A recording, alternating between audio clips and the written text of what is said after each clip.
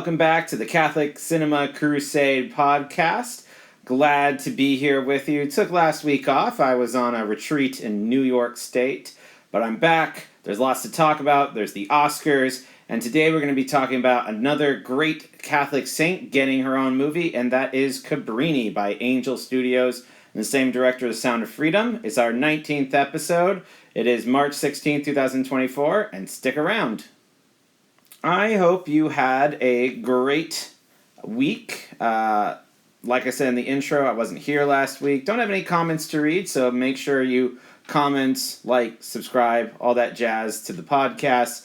First, before we get into our main film, let's go over the Oscars a little bit. It's always fun to talk about the things that go into the Oscars. Now, I did not actually see it. I am very busy on Sunday afternoons with my 5 kids. I just don't have the time to sit down and watch something live for 3 hours, especially when there's a chance they might hear something that's not appropriate for little ears. But I did go back and review it. So a couple of things. First of all, if you go to my Academy Award predictions, I was about 73% correct. I'm usually in the 70 to 80%. I've never done 24 out of 24, or in this case 23 out of 23, because they combined the sound categories. But the big ones were all there. Best Picture was Oppenheimer, which I predicted. Best Director was Oppenheimer, which I predicted. Cillian Murphy for Best Actor. As far as upsets or things that were kind of surprising, pretty much the only thing that was a real... Well, there were 2 things that were real shockers, okay? One more than the other. The big thing that everybody talked about was that Emma Stone won Best Actress for Poor Things over Lily Gladstone for Killers of the Flower Moon. Now, this was big for a number of reasons. Lily Gladstone was kind of a darling because this was her first film. She's a Native American actor that hasn't really had a lot of experience, but she came out and did a fantastic job in this very difficult Scorsese film. Everybody was behind her. Let's go, everybody was really excited. Emma Stone, who is also very well loved in Hollywood, however, she is younger and she already has an Oscar under her belt. She won Best Actress in 2016 for La La Land, and she was in a film that, to put it mildly, was a rough sell. We'll probably get to that a little bit later. But nonetheless, she won over Lily Gladstone. I think that was the big shocker of the night. If I had to pick a secondary shocker, was the fact that Spider-Man Across the Spider-Verse did not win Best Animated Film. Now, personally, I thought that Leo was a much better film and should have won and wasn't even nominated. But that was kind of the big Hollywood film that everyone thought was nominated and thought would win. No one else really thought anything had a chance. Instead, The Boy and the Heron won, which is from Studio Ghibli by Hayao Miyazaki, which was really big because it was only the second anime film to ever win, the first being Spirited Away in 2002, which was Hayao Miyazaki's Studio Ghibli as well. But again, this was a film that was not a big hit, did not do very well at the box office, wasn't kind of one of the Miyazaki touchstones like Howl's Moving Castle or Spirited Away or My Neighbor Totoro. But I guess it convinced enough Academy members because it won. As far as things that I liked about the ceremony, Jimmy Kimmel hosted, and he was very vanilla, as he usually is. He's a very safe choice. This is his 5th time hosting. Again, they're kind of in a weird spot where they don't want to pick anyone too controversial. They don't want to pick anyone that might actually push the envelope, which is interesting because although he was very vanilla, there was only really one joke he did that I kind of liked. The one who absolutely shone was John Mulaney. The one really funny bit was when he was presenting for sound design, of all things, and he went off on this rant about Field of Dreams, like a 2.5-minute rant on how the plot of Field of Dreams and how great that film was, and he described it in a really funny way. So I really hope they hire him to host because he would be really funny.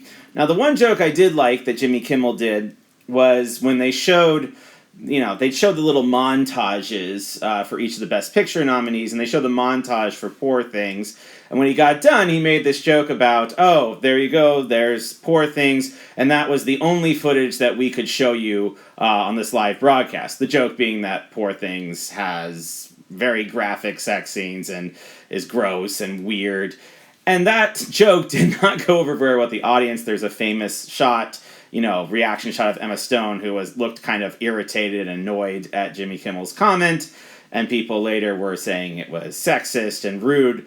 But I thought it was perfect because that's exactly how I felt about the film. I thought it was really gross and bizarre and not profound, just really weird. And it won quite a number of awards in production design and costume design and makeup, which is all fine because technically it was a very sophisticated film, but just the story was so gross and weird.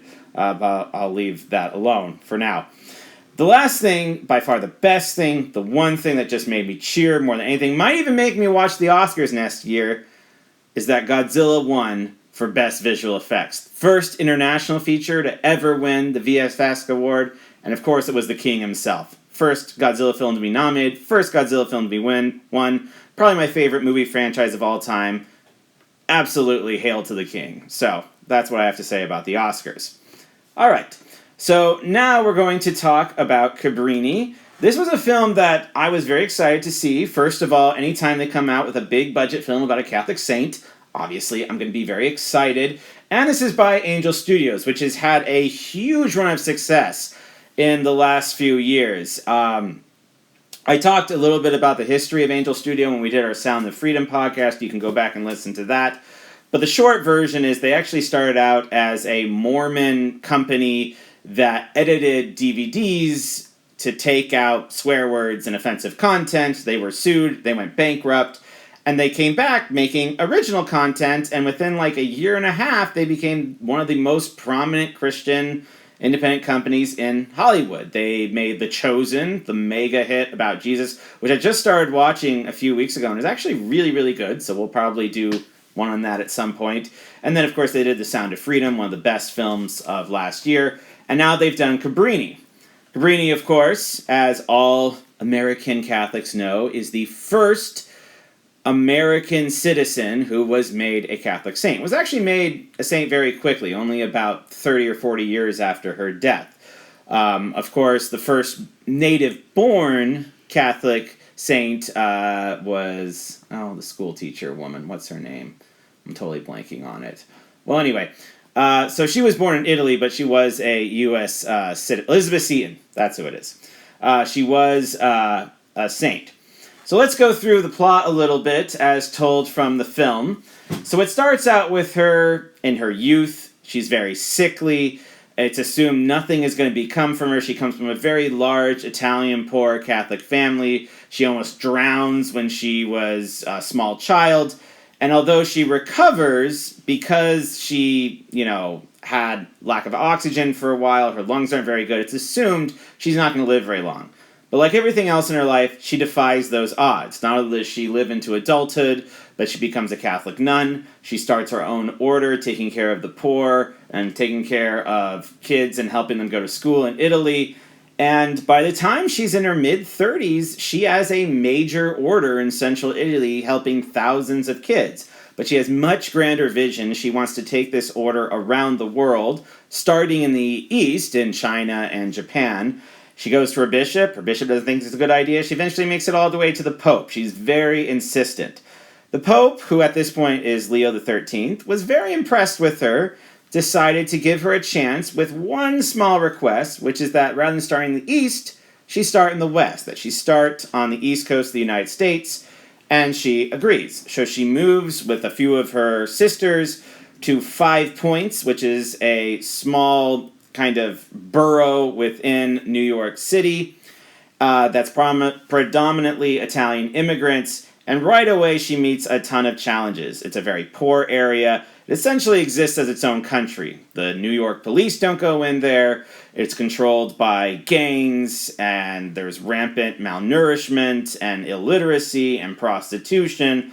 All of these various problems. She goes to the parish priest, who seems very flummoxed and doesn't really want to try to do anything because he thinks it's pointless. He finds where he points her to an orphanage, but it's just an empty building. No one's there. But like many great saints, she just picks herself up, says, this is what we got to work with, and she gets to work. Very gradually, after going out and meeting people and learning about the situation, she starts to get some kids to come to the orphanage, starts to gain the school, runs into trouble with both the local church authorities and the local political authorities, but continues, because she knows this is God's will, to work hard. And despite the fact that doctors continually give her 1 year to live, 2 years to live, 3 years to live. She defies all expectations and becomes, this head of this order, which not only succeeds in the United States, but does eventually make it around the world. So first, let's start with the craftsmanship. Now, right away, this was not as good technically as The Sound of Freedom. It's by the same studio, it's by the same director, there's a lot of the same production, but I noticed right away it just was not of the same level of sophistication. It takes place in this large, bustling city, but pretty much all the backgrounds, when you have the wide shots, are CGI, and they look very dark and not very sophisticated or impressive. The costumes are nice. The acting is decent. You got a lot of not has-been, but actors who used to be more popular before, but now are doing these kind of niche character roles. So John Lithgow plays the mayor of New York City. The actor who played George Washington, John Adams, plays the Archbishop. So that's decent. The acting's solid. The costumes are solid. The actress who plays Cabrini herself, whose name is, I'm totally blanking on it, Cristina Del Anna, okay. She plays, the only way I can describe this, is a very kind of sullen, almost kind of inward sort of person. I hate to use this word, but the word that came up again as I was watching this was emo. Just very kind of sullen and serious. And granted, she's dealing with a very serious topic. She's seeing constant poverty, people being exploited, people being abused. It's not a very healthy situation. I remember when they unveiled the official portrait of the Fatima children when they were canonized, and everyone was kind of shocked because it's like these two kids staring at you with these very intense frowns. But let's face it, they went to hell and saw what it was like, so one can't really hardly blame them. And Cabrini sees a lot of this. Unfortunately, it makes it hard to really get behind her character. Now, as far as the thematic material and how it addresses Catholicism, right away you can tell they're addressing, the classic idea that this is a woman in a man's world. Okay, I wouldn't call this a feminist film. It certainly doesn't feel like that sort of vein, but it is very much focused on this idea that she's a woman, and because she's a woman, she has to deal with all these oppressive men who are out to get her. But to their credit, Cabrini herself never really seems fazed by this. She doesn't think because she's a woman she can't perform as well. She never really even acknowledges it. She doesn't use her femininity and basically use it as a sense to play the victim or complain. She just says, this is one more roadblock and I gotta get through this because this is what God wants me to do. The one time she kind of acknowledges the fact that she's a woman and this brings unique challenges at the very end of the film, okay? When she finally has some measure of success and the order starts to grow worldwide, one of her former naysayers kind of looks at her and says, wow, look at all you accomplished. It's amazing. And especially as a woman. And she turns to him and says, no man could have done what I did. And I think that's totally true and appropriate. We all have strengths and we all have weaknesses, and that includes the sexes as well. Cabrini, as a woman, saw things that men didn't see. She felt compassion towards things that men might have overlooked. She had this resiliency of a person who felt an intense love for the poor and the downtrodden. I was reminded continually as I was watching the film of Mother Teresa, who also went out to the poor and who, because of her maternal love, was determined to conquer all the odds.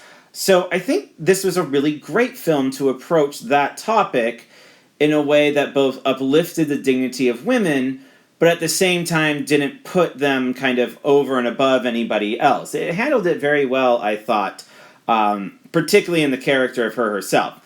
Now, I have a feeling some of the people behind the film might have wanted to push that further than it eventually did, but I think it was fine. What's far more frustrating, and far more, to be honest, familiar, is this kind of annoying bureaucracy that comes both from the church authorities and from the government. There's one thing the American church is great at highlighting. It's kind of the red tape the church always has to go through. Everybody, no matter what you're, conservative or liberal or whatever, everybody knows of certain bishops who you get frustrated with, or priests. You have a priest you really like, and then they move on to another parish. You have a priest you don't like.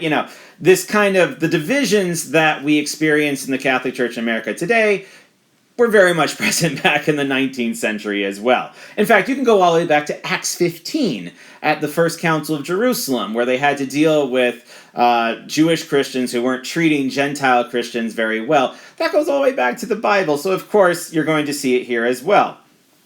Particularly, Catholics as a whole were still a minority in a country. When this country started in 1776, Catholics were less than 1%, and in many ways, this country was founded to get away from kind of the European Catholic mindset of a monarchy and a king, and instead to put a Protestant emphasis on the individual and the freedom of the person to read the Bible and think for themselves. And so Catholics, right from the beginning, have always been viewed with suspicion in this country, and you definitely see that in this film. But even more than that, the first wave of immigrants to come over were German and Irish, and so now the Italians are kind of the second wave, and the Irish Catholics don't really like the Italian Catholics. The Irish Catholics, who dominated the police force in New York City at the time, are very hesitant to help the people who are experiencing a lot of crime in the Italian sections of town. And again, we still see this in the church today, although admittedly, it's not so much on ethnic lines. It used to be more like that, where it's the Italian Catholics, the Hispanic Catholics, the Irish Catholics, etc. I would say today the lines are not so much by ethnicity, but on ideology. You have parishes which are more interested in traditional forms of Catholicism, like offering the Latin Mass once a month or something like that. And then you have some churches which are very much more involved in social justice aspects, things like that. Of course, the truth is it's not a either or, but a both and, but there you go.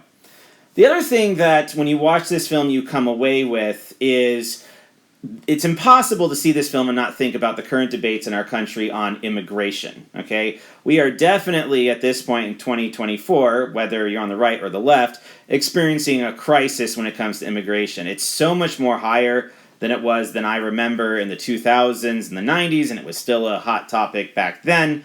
You also have immigrants coming in from a wider variety of countries. There's a question on documentation. We have story after story in the news about them being housed in schools and then airports, and we're not sure how to take care of them. These sorts of things. And the immigrants who come into Italy, from Italy, have a lot of trouble fitting in, are often rejected. And the crime that comes in is both internal in the sense that a lot of these Italians who are coming over from areas that are run by criminal gangs and the mafia, and they just kind of bring that crime with them. And unfortunately, that also happens here today. Like, the immigrants from Mexico, many of whom come genuinely want to make a better life, but many who also come with the cartels and with the crime that comes with that. And then you also have external crime. Once you're here, because of the large amount of poverty, you have people who are stealing, people who are prostituting themselves, all that sort of thing as well. And what, this highlights that I think is really important is both the idea of generosity, but also sanity. And Cabrini is a really good example of this, okay?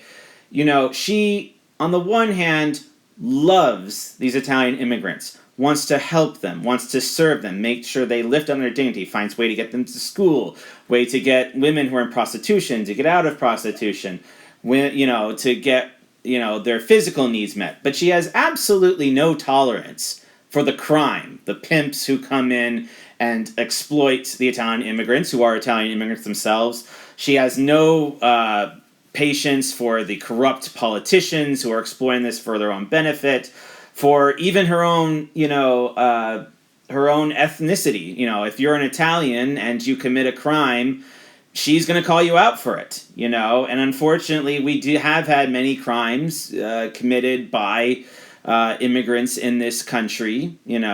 Probably the most famous that was going on in the State of the Union address was the Lake and Riley incident, which has been talked about a lot by both the left and the right. So you have, and this is really important, I don't have time to go into the specifics of this, but in Catholicism it's always been, again, a both and, where of course we're called to be generous to the foreigner, to the stranger. This goes all the way back to Abraham and to Genesis. We're called to help those who come into our lives, who need us, whether they're immigrants or our neighbors or whatever. And that certainly has been a strong thing within Catholicism, and Cabrini is a good example of that. But also the flip side of that is you want to have an immigration policy that is sane, that is safe, that respects the rule of law, and respects human dignity. Because the fact is, the system we have now is not only bad for the people in this country, but it's bad for the people who are coming over, the people who get left behind and starve to death, in the desert, or, run out of water, the people who are abused by the traffickers. Having this kind of situation where the borders are very loose leads to all other problems as well. So there are good Catholics of conscience on both sides of this issue, okay? I remember there was an episode of Jimmy Akin's Mysterious World where he explained this a lot better than me, but the short of it is, yes, you should be generous, you should take care of the immigrant, the foreigner, those on the marginalized, help those, but you need to do that in a way that is going to respect the citizens of the country, that's going to respect the rule of law. And if you have an immigrant who genuinely wants to come and make a go of it, as immigrants have always done in this country, they will respect those laws and they will find a way to do that. I mean, I'm the product of immigrants. My wife is a product. Most people are in some capacity, okay? And rather than throwing names and bombs at one another and accusing each other of, you want these people to die, whether they're this or that, we need to work together to make sure that this system respects everybody. And right now, unfortunately, I really don't think that's the case. So the last thing I want to talk about this film, which really frustrated me, they did a fantastic job at looking at Cabrini's devotion to the poor, her devotion to the immigrant, challenging the religious authority, challenging the political authority to try to get a space for these people, but they had virtually nothing about her spiritual life. Beyond simply a quick prayer to God, like, God help me here, never saw her say the rosary, never saw an adoration, never saw her go to Mass. It was almost completely devoid of any kind of spiritual strength. And if you're going to do this kind of social justice work, you have to have that firm foundation. It will not last. You will get burned out so quick if you're not receiving the Eucharist, if you're not going to confession. It will vary. I can't even tell you how many times I've seen this, where a good order that has a good charism gets lax in their religious practice and then just kind of falls apart. I hate to name names, but you look at the situation with, for example, Church Militant, okay? This was, and, this is based on the testimony that I've seen, both inside and outside, a situation, where you had some good ideas, but you didn't have that spiritual baseline. Stop going to Mass, stop praying, and it kind of falls apart. So ultimately, Cabrini is inspiring. It's a good explanation of her life, but I didn't find it particularly illuminating or convincing. I gave it 3 out of 5 reels. It's still worth seeing because it's always good to see a film about a saint, but that's up to you. So thank you very much. I hope you have a great week, and I'll see you next time.